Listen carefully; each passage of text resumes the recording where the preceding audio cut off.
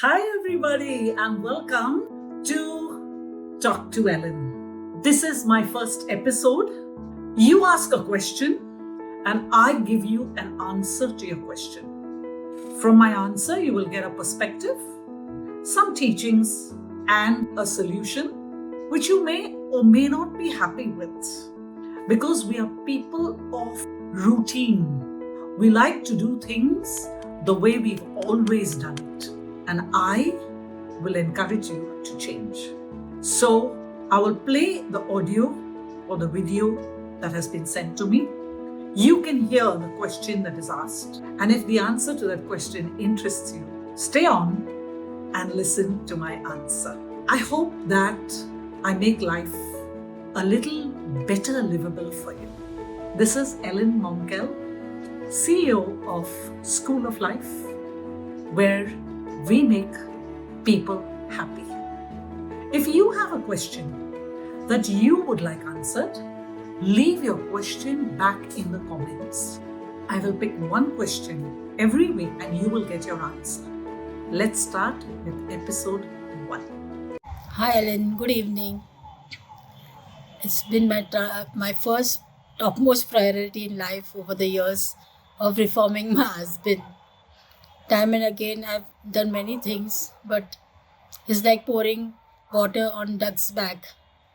So, what is the best thing I can do for making him peaceful, calm? So that was question 1 of episode 1. In this question, the thought process of the person is, how can I reform my partner? Understand one thing, when you met your partner and decided to marry them because you loved them. You wanted them to be the person that they were. You loved them for that.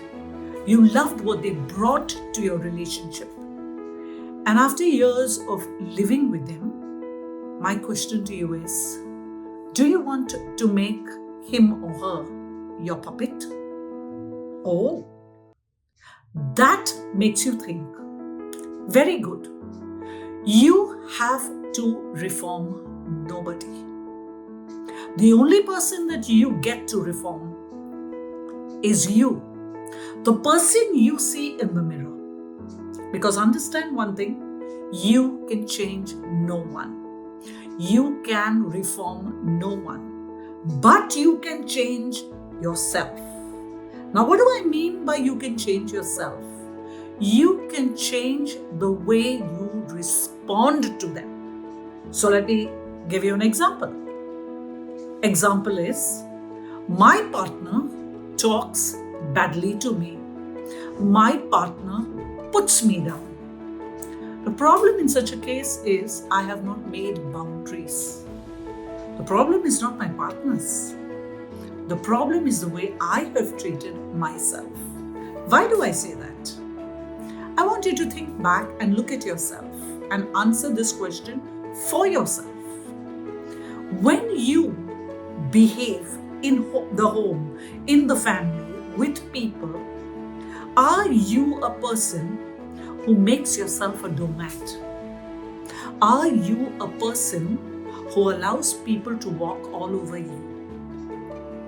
Or do you pick yourself up from the front of the door and sit on the biggest and the brightest chair in the house? Because the owner of the house sits on the chair, doesn't lay prostrate in front of the door. Now, we've done this because we've been taught this over the years. But you're smart now. If you did this when you were 15, 16, 17, 20, 25, I can understand it. Today, you're not 25. What are you doing about it? Are you making yourself a doormat and then getting upset that people wipe their shoes all over you? So, you get to change that. You get to go to a class and learn how you need to communicate to people because there is some problem with communication. Let me give you an example. When I was young, I was 27, 28. I had a lady that came to my house and wanted me to take tuitions of her children. Now, see the lady. She heard that I was smart.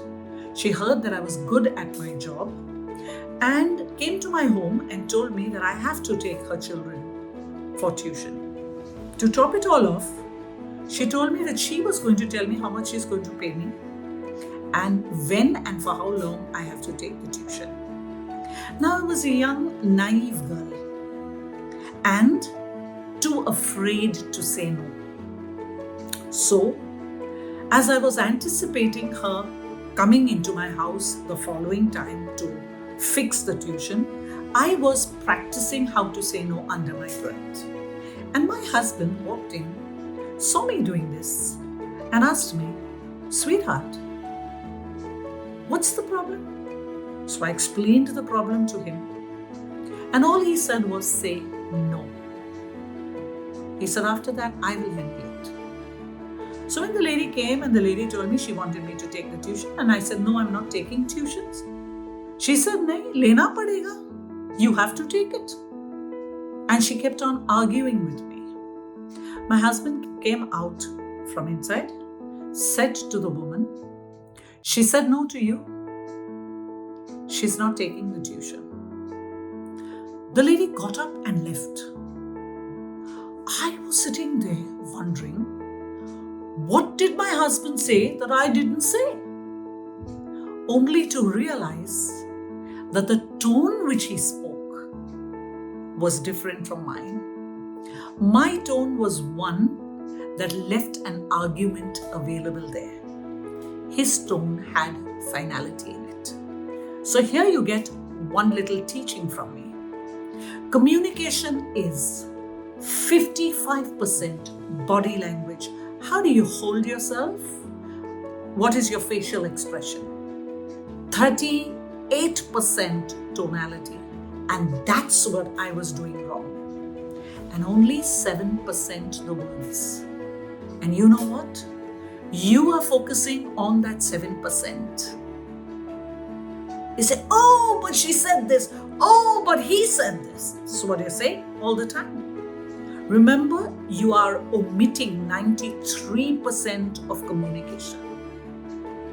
So, you cannot change your husband or your wife or your partner or your girlfriend or your mother.